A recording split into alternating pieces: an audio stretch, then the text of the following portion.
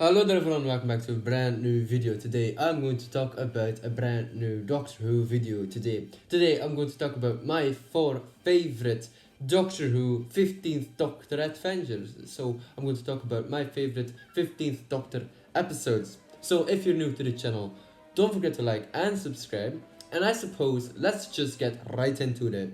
So, alright, let's talk about the first story. Obviously, now that Ncuti Gatwa has departed the role as the 15th Doctor, I'm going to look back at my favorite episodes and my favorite adventures that he had on screen, obviously, with Ruby Sunday or even Belinda Chandra.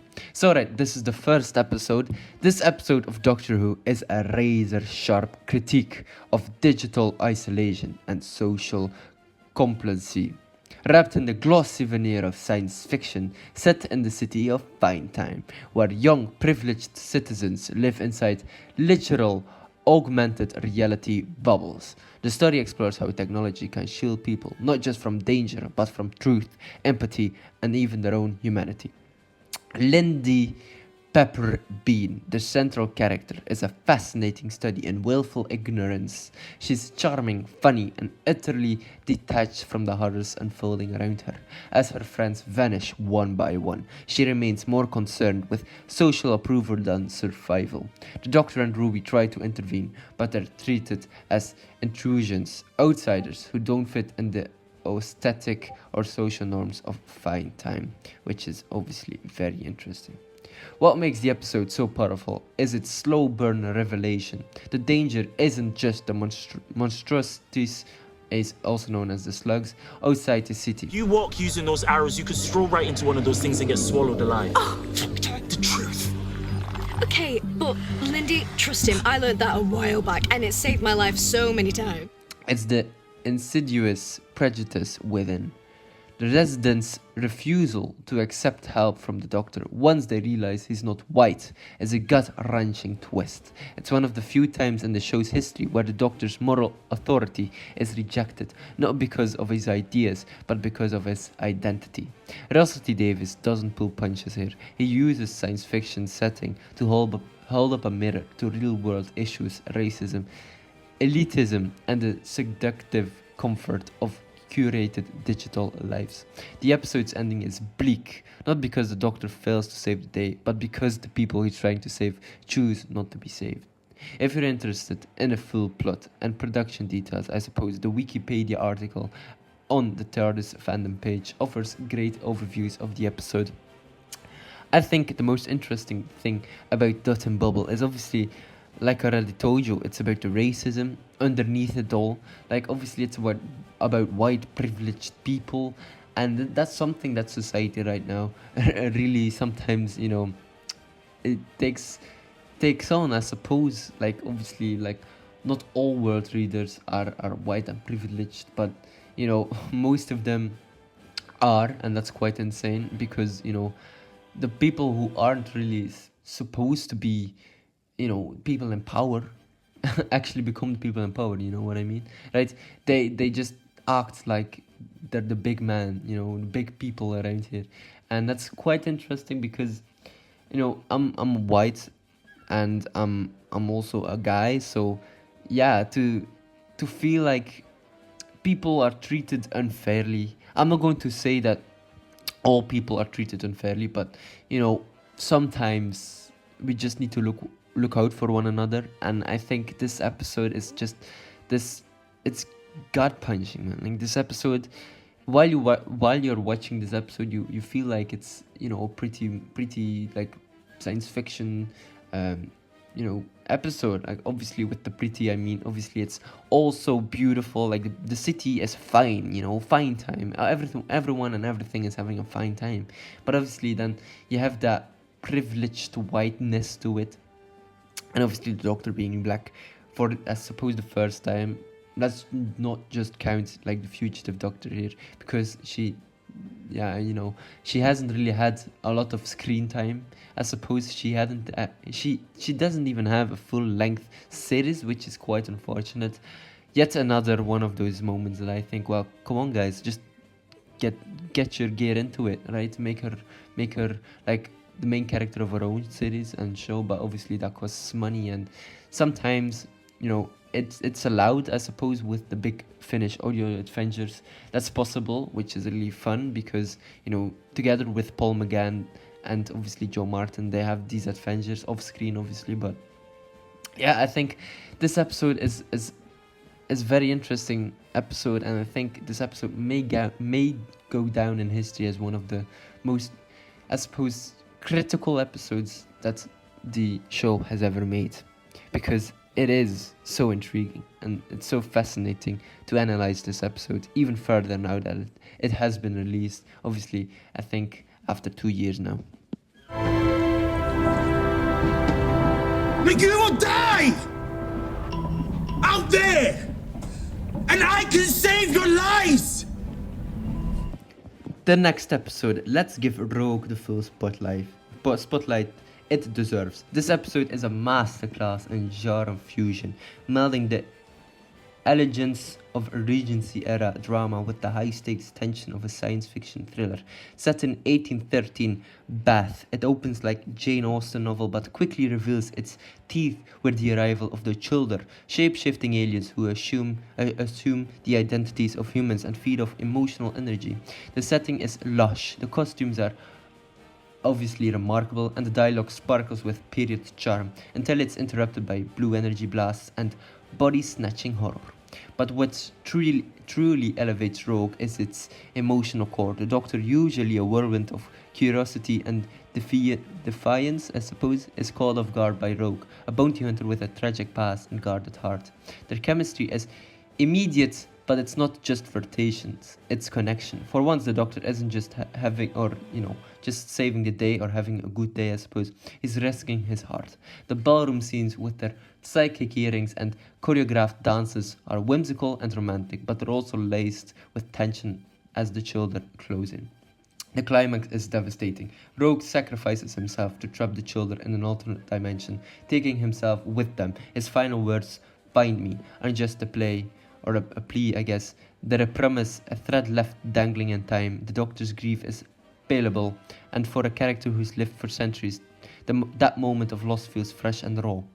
Yes, I suppose it is. It is. Like, it's a very good way of using words. What makes Rogue so good isn't just the plot or the production, it's the emotional honesty. It's a story about masks, identity, and the courage to be seen. And in a show that often resets the emotional stakes from episode to episode, this one lingers.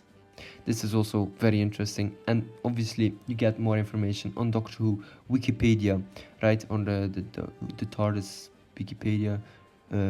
So there we go.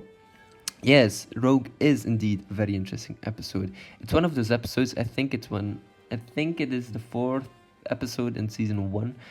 I mean, it's really brilliant because all the episodes before that were about like dancing and singing goblins, were about like obviously an elderly woman in 73 yards, and now Rogue is the full-on, I guess, first episode of series 1, featuring Ncuti Gatwa, to have some kind of alien in them, which is really interesting. Obviously Dot and Bubble also had aliens, but they were like slugs.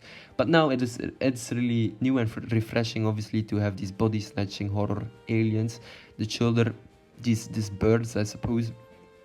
Yeah, they were great. Rogue obviously appeared again in the Wish World episode, which is obviously second last episode of the Ncuti Gatwa run, and I suppose that was great to see. But it's still a question, dangling above our heads. Where is Rogue, and will we see Rogue ever again? Obviously, it's a take on like the Jack Harkness and the Ninth Doctor relationship. But obviously now that the Ncuti Gatwa's 15th Doctor is more open and more, I guess, open for love, he connects more with the Rogue than he did with obviously Jack, because the Ninth Doctor just, was the one who actually defeated Gallifrey and defeated the Daleks, and I suppose, eliminated every single Time Lord on Gallifrey, and, but now obviously the 15th Doctor had much more emotion. Yes, it was gut-punching to see Rogue obviously go into this parallel dimension, or to be sucked into this parallel dimension. He obviously saved Ruby Sunday, and I suppose this was one of the episodes that truly hit Ruby Sunday, because obviously she was on the verge of dying, obviously, and the Doctor Who Boom episode, which is also a really great and interesting episode. I suppose an inclusion that I, didn't fit in this video, but, it's okay. Let's just talk about like the emotional, I suppose, way that Ruby Sunday hit, after season 1 was very insane. Almost like she experiences like traumas, right? Obviously, she was on the verge of dying in this episode, but also in Boom, and that was, it's weird to see that this young woman almost died multiple times, and I suppose that was really the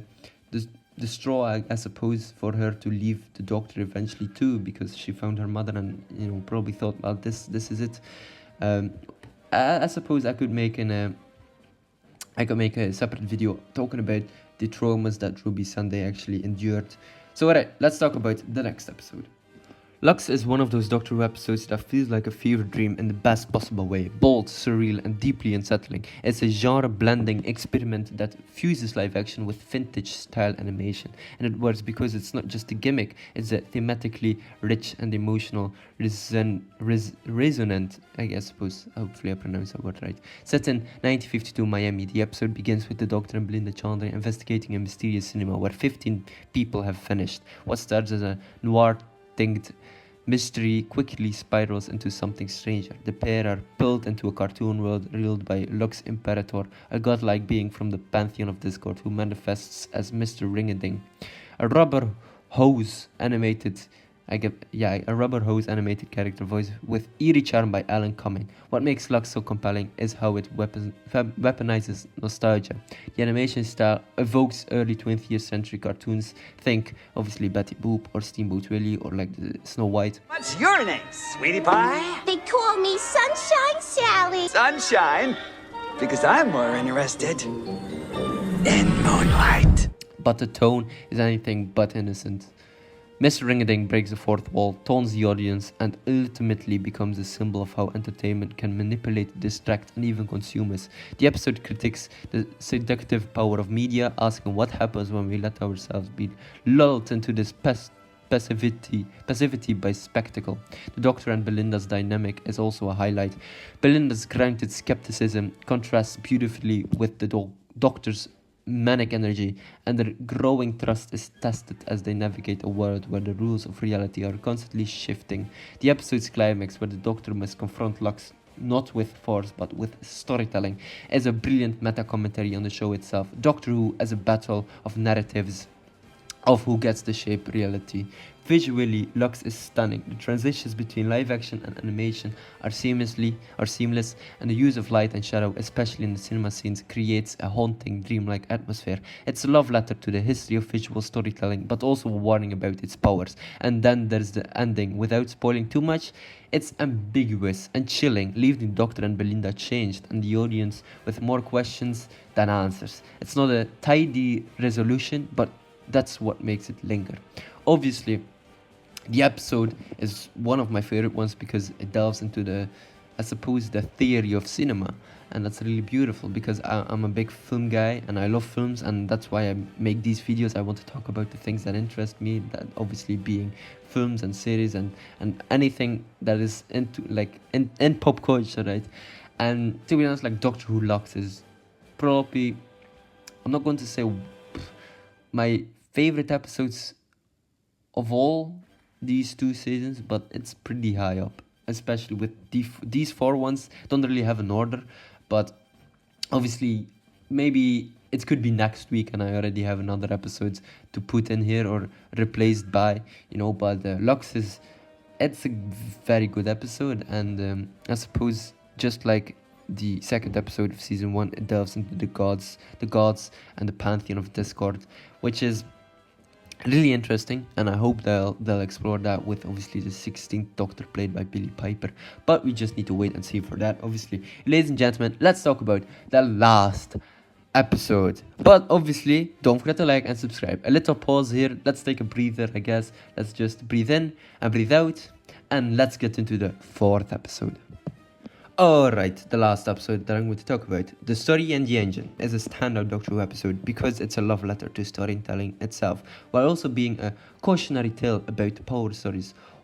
stories hold over us. Written by Inua Elams, it's rich with metaphor, cultural texture, and emotional resonance. Yeah, I suppose so. All wrapped in a science fiction mystery that unfolds in Lagos. In a Lagos barber shop, obviously in Nigeria, that's anything but ordinary. The episode begins with the Doctor and Belinda landing in Lagos, Nigeria in 2019. Obviously to boost the Vindicator signal. But the Doctor has a deeper reason. He's returning to a place where he feels seen and accepted, especially in a barbershop run by his old friend Omo. This setting is more than just a backdrop. It's a sanctuary, a place where the stories and our currency and community is built through shared memory. But things take a dark turn. Omo and several others have gone missing, and the barbershop is now run by a mysterious new barber who insists that the engine must be fed as patrons, I suppose, sit in the chair and tell their stories. Or customers sit in the chair and tell their stories. Their hair grows back unnaturally fast, and the shop's red and green lights signal something ominous. The Doctor soon discovers that the barbershop is no longer in Lagos. It's on the back of a massive half-mechanical spider called Noctis Incnid, which obviously I suppose is some kind of like African god. I suppose the god of stories, traveling through a cosmic web known as the Nexus. The barber is revealed to be fallen servant of the storytelling gods, cast out after his creation. The Nexus made him obsolete. Now he's using the engine to consume stories and fuel his revenge against the gods themselves. It's a chilling metaphor of how stories can be twisted, commodified and weaponized when stripped of their humanity. What makes the episode so powerful is how it weaves personal identity into its narrative. The Doctor reflects on how his current incarnation, a black man, is treated differently across the world, and how in this barbershop he feels at peace. It's a rare moment of vulnerability and cultural specificity. I